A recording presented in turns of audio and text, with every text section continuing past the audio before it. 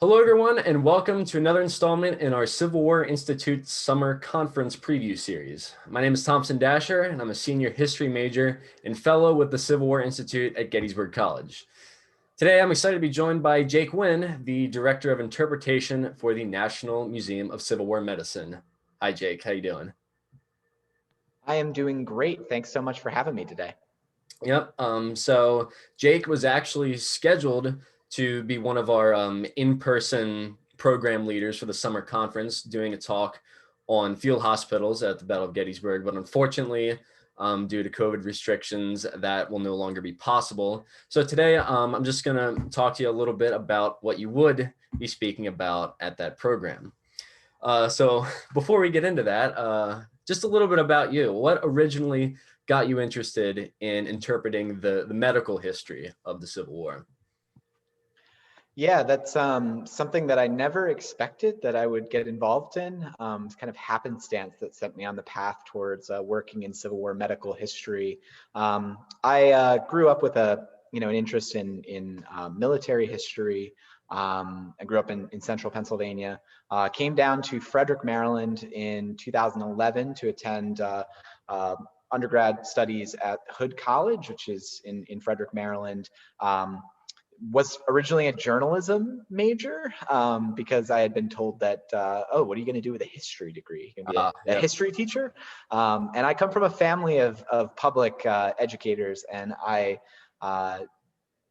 admire all of them greatly, but it was not a career path that I wanted for myself.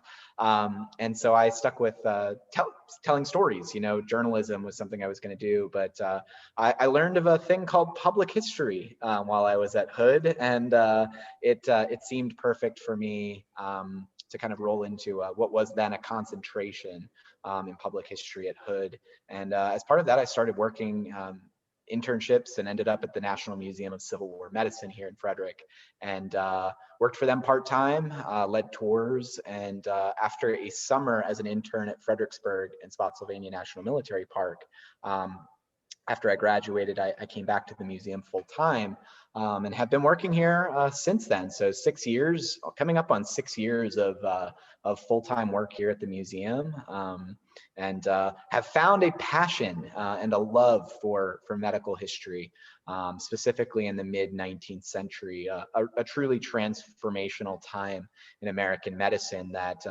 has a lot of parallels to the 21st century, which, 2012 or 2013, Jake would have been like, shh, what are you talking about? But working at the museum, working with all of these stories, and then also living through a global pandemic has made those parallels very, very clear. Yeah, I was gonna ask actually about, with COVID and everything, how you're able to incorporate that sort of into your work at the National Museum for Civil War Medicine and sort of draw those parallels.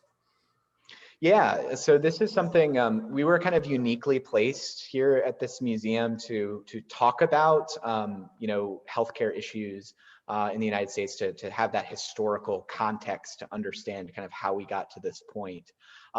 We were keeping an eye on the pandemic back in February 2020. A number of members of the staff kind of grew increasingly concerned as we were watching, even before I think kind of the general public's awareness of the danger of the pandemic had not yet fully bubbled to the surface. Like, there was a little bit of anxiety, but we were like, especially watching what happened in Italy, we were like, that's probably going to happen here. So we made a plan to kind of go digital. And so we've been doing live streams and virtual programs since March of 2020. And a big part of that has been something we call Hope Through History. So we draw the parallels from the 19th century, from the Civil War to the present day, following this kind of through line of medical innovation that really starts with the Civil War when it comes to the very basics of medical infrastructure in the United States. Everything from ambulance systems to hospitals to triage to the virtual universal use of anesthesia to revolutions in how American doctors understood disease and infection. All of that happened starting in the Civil War. Nursing becomes a profession. medicine in general becomes much more professionalized. All of the things that we kind of take for granted today, that I don't think we do as much anymore as a result of the pandemic, can be traced back to these 4 years in the 1860s. It really truly reshaped the American medical landscape. And in many ways, we're continuing to grapple with some of those same issues that Civil War medical practitioners dealt with. Huge numbers of patients coming into your hospital, disease outbreaks, things that we thought as 21st century Americans were things of the past have come back around, and we're now having to do some of the same, utilizing some of the same strategies that 19th century medical practitioners were using. We are being forced by circumstance and a global health catastrophe to re-examine and come back around on. Right. So naturally, you're talking about this being a period of immense innovation in terms of medical technology, and I'd say no one incident really challenged this innovation more so than the Battle of Gettysburg. Um, so with that, let's jump into the sort of things that you would have been talking about with your program. Um, why is it important to look at the medical aftermath of the Battle of Gettysburg, and what exactly does it tell us about the greater narrative of Civil War medicine? Yeah, it's of course, the kind of the initial interest in medicine at Gettysburg goes to the numbers, right? It is the most costly battle, the most casualties of any single engagement of the American Civil War, with more wounded than had been experienced in any battle before or since on American soil. And so it has that kind of stranglehold on the imagination of anyone who looks at the Civil War or Gettysburg, or even you could say in American history. Gettysburg has that kind of singular place in our nation's history. And for so long, everyone focuses on, for the tactics, the strategies, the individual stories on the battlefield. But it's really, really important to understand kind of two sides of the medical history of Gettysburg. One is, of course, the struggle to save lives. So the medical practitioners, the doctors, the medical personnel, the stretcher bearers, the ambulance drivers, the hospital stewards who are going out onto the battlefield, saving lives, working in the makeshift field hospitals, to understand their stories and the traumatic experiences that they have. They may not be facing bullets or shells on the battlefield, although many of them did, by working at field dressing stations at the front lines or with ambulances, and will become casualties themselves, even in the field hospitals where they're working under fire.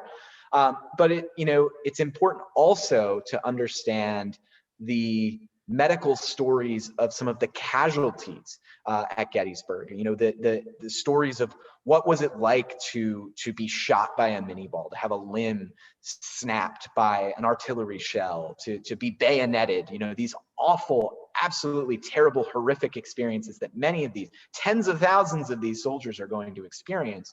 But not just in that moment of agony, that moment on the battlefield, or in the field hospital undergoing an amputation, or to trace those patients and their histories from the Battle of Gettysburg and their recovery and recuperation, and following those soldiers from the moment they are struck down on the battlefield, but also back to, if they're lucky enough to survive, all the way back to recovery and going back and trying to find a normal life, whatever that is going to be in the aftermath of their experience at Gettysburg. These personal stories are so compelling and are so necessary to understand kind of the realities of the Civil War that did not just end when the guns fell silent on this battlefield or that battlefield, or even when the war was over. These medical connections go on. They follow these soldiers, these doctors, wherever they go afterwards. And they're going to be thinking about these experiences for the rest of their lives, whether that's because of the, traumatic emotional experiences and mental experiences that they have as a result of that, reliving these experiences, or the fact that they're living with some cases with soldiers, still with bullets in their bodies. dealing with the stump of the amputation that they've experienced. So those personal stories are really crucial, but it's also important to understand too the evolution of the kind of medical infrastructure that is taking place, and that the Battle of Gettysburg is not just this singular moment, but is actually on kind of a continuum of evolution of battlefield medicine during the Civil War. And we see that with the field hospitals. We see that with where those hospitals are established, how they are organized, where are the operations taking place, you know, how are soldiers being brought to those hospitals, and where are those soldiers going after those hospitals on the battlefield are closed. It's another crucial element to understanding the Battle of Gettysburg, but also understanding the wider war and the medical implications that took place as a result of this conflict. Right, and that's really interesting. And to the last point you made about how these wounded soldiers are being moved around, my own personal interest in Civil War medicine is kind of, and medical history in general, is sort of related to the ambulance corps. I'm just really fascinated by them. You know, these were average just soldiers who were detailed out and basically said, "Yep, you know, you're gonna be carrying your injured comrades around." And it must have been just a huge mental toll on these soldiers, you know, not being able to fight next to them, but being detailed for this sort of grim task. But with the ambulance corps, they were, I believe, first fielded at Antietam, correct? And in Yeah, in an official kind of, you know, to take a step, you know, back to talk a little bit about, you know, Jonathan Letterman. I think we'll probably talk about him in more length here, but yeah, Antietam is kind of going to be the first real organized effort. Although in the summer of 1862, that's when the organizational effort really begins. But the Maryland campaign, as you rightfully point out, is going to be really the first challenge to that new organization, new system.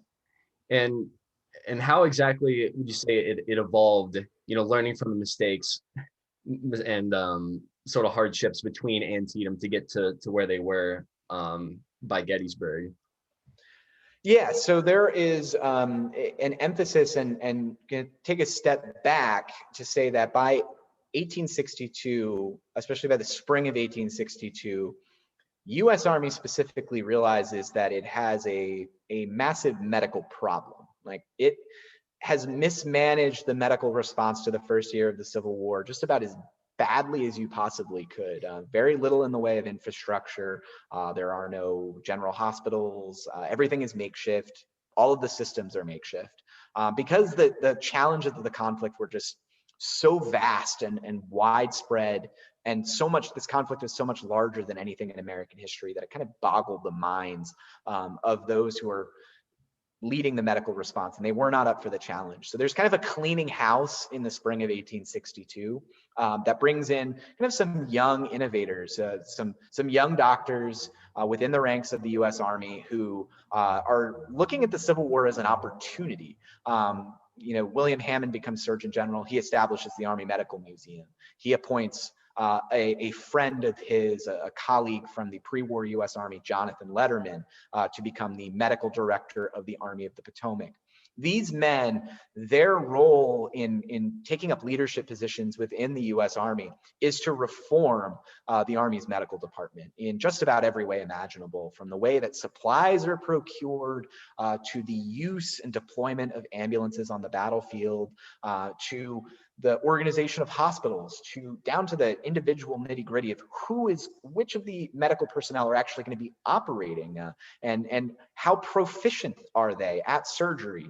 All facets of medical care are going to be re-examined in the summer of 1862, and that has longstanding implications in that a lot of those reforms are going to be really put to the test at the end of the summer of 1862 within the Army of the Potomac. Jonathan Letterman has a newly organized ambulance system, reorganized hospitals at the division level, meaning that you're going to amass supplies, amass personnel in centralized locations to care for soldiers on the battlefield.